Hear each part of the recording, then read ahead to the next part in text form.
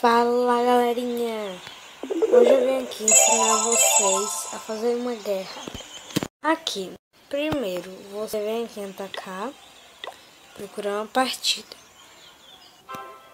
Aí aqui eu tenho 40 guerreiros aqui, ó. Eu vou atacar uma vila. Você vai colocando assim, ó.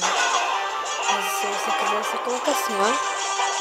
Ó, aperta segura e joga tudo, ó. Aí, gente, quando acabar suas tropas, ó, vocês só esperam. Espera.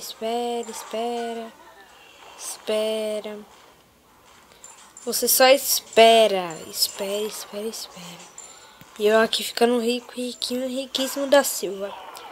Meu Deus, que ele tá dormindo, perdendo dinheiro da vila dele.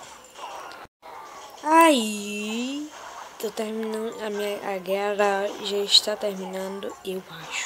Só acho que a guerra vai terminar rapidinho.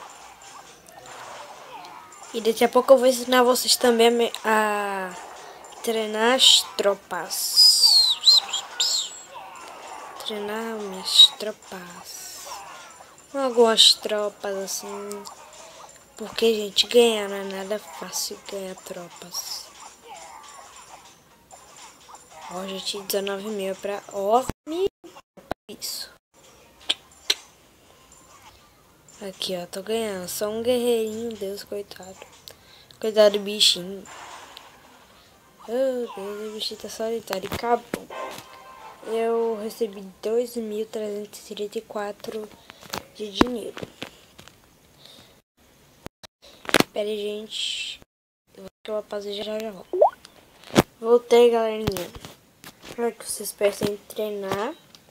Você aperta treinar tropas, você aperta segura, ó. Aí você vem para outros espadinhas aqui. Aí vai aperta segura.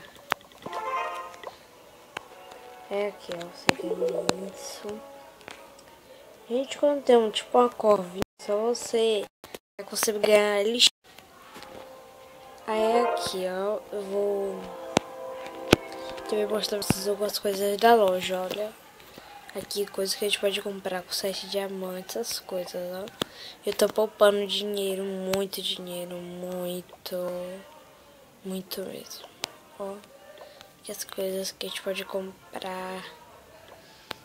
Ó, quanta coisa. Os escudos. Aqui são várias. E galerinha, vai deixando seu like, se inscrevam-se no canal para ver mais vídeos e acompanhem a gente. E obrigada, galera. Tchau.